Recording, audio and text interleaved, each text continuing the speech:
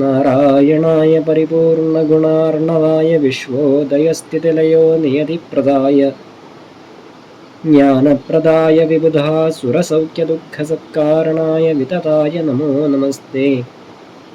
കൃഷ്ണായ വാസുദേവായ ഹരയേ പരമാത്മനെ പ്രണതക്ലേശനാശായ ഗോവിന്ദായ നമോ നമഃ.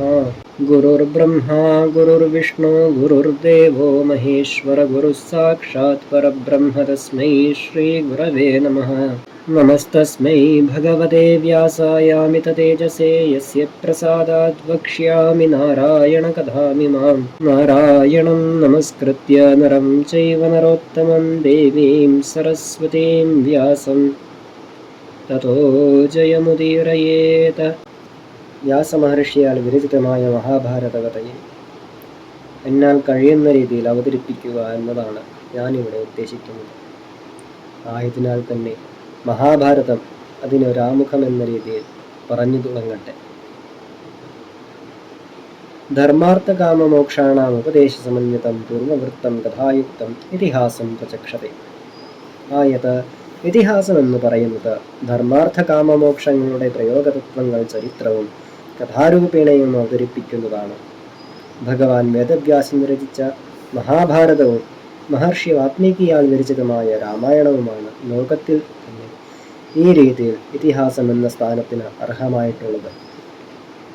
ഇതി ഇഹ ആസീത് ഇതി ഇതിഹാസഃ എന്നും ഇതിഹ ആസ്തേ അസ്മിൻ ഇതി ഇതിഹാസഃ എന്നും ഇതിഹാസ പദത്തിനെ വിഗ്രഹിക്കുവാൻ സാധിക്കുന്നു.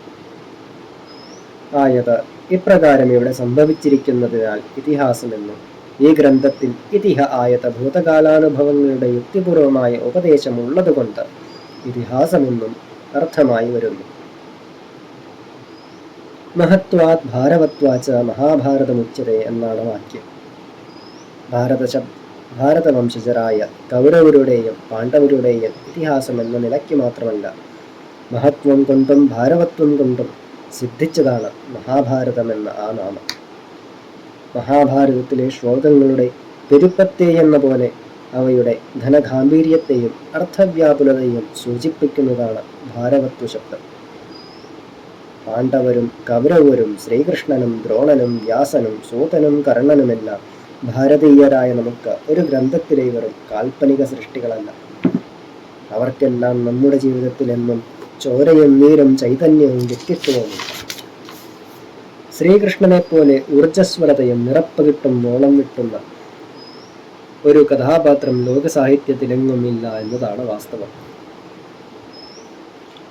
ഭാഗവതത്തിൽ വേദവ്യാസൻ പരമാത്മസ്വരൂപിയായ ആ ഭഗവാന്റെ നാനാലീലകളാൽ ഭക്തന്റെ ഹൃദയം കവർന്നെടുക്കുമ്പോൾ, ഭാരതത്തിൽ രംഗപ്രവേശനം ചെയ്യുന്നതാവട്ടെ പ്രതിസന്ധിഘട്ടങ്ങളിൽ ചഞ്ചലചിത്തനായ സദാപി സ്ഥൈര്യതയോടെ വർത്തിക്കുന്ന പരിണിതപ്രജ്ഞനും ദീർഘദർശിയും പ്രപഞ്ചരഹസ്യങ്ങളുടെ പ്രതീകവുമായ പുരുഷോത്തമ സ്വരൂപിയായാണ്.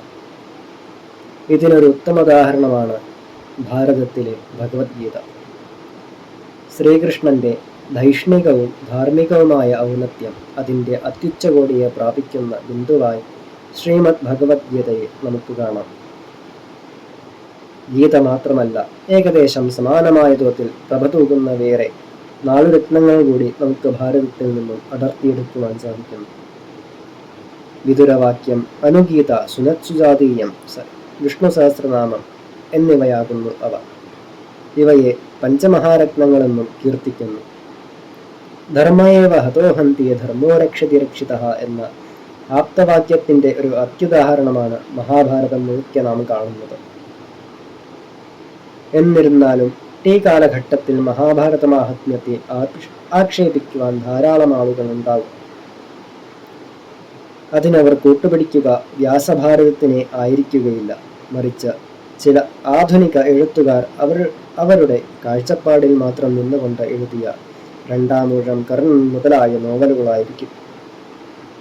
ഈ കൃതികൾ മഹാഭാരത പശ്ചാത്തലത്തിൽ അവർ വിവരിക്കുമ്പോഴും യഥാർത്ഥ വ്യാസഭാരതവുമായി ഇതിന് കുലബന്ധം പോലുമില്ല എന്ന വസ്തുത വ്യാസഭാരതം നാം വായിക്കുമ്പോൾ നമുക്ക് മനസ്സിലാവുന്ന ഒന്നാണ്.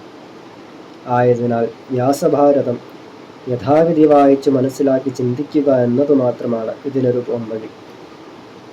ആദിപർവം, സഭാപർവം, വനപർവം, വിരാടപർവം ഉദ്യോഗപർവം, ഭീഷ്മപർവം, ദ്രോണപർവം, കർണപർവം, ശല്യപർവം, സൗപ്തികപർവം, സ്ത്രീപർവം, ശാന്തിപർവം, അനുശാസനികപർവം, അശ്വമേധപർവം, ആശ്രമവാസികപർവം, മൗസലപർവം, മഹാപ്രസ്ഥാനികപർവം, സ്വർഗാരോഹണികപർവം, ഹരിവംശപർവം, വിഷ്ണുപർവം, ഭവിഷ്യത് എന്നിങ്ങനെ 21 പർവങ്ങളുള്ള ഈ മഹാഭാരതത്തിൽ യതിഹാസ്തി തദന്യത്ര എന്നേഹാസ്തി ന തത്ക്വചിത് ആയത് ഇതിലുള്ളത് പലതിലും നാം കണ്ടേക്കാം, ഇതിലില്ലാത്തത് മറ്റൊരിടത്തും കാണുകയില്ല എന്ന വ്യാസവാക്യം മുൻനിർത്തി വ്യാസോച്ഛിഷ്ടം ജഗത്സർവമെന്ന സത്യവാചകം മനസ്സിൽ ധരിച്ചുകൊണ്ട്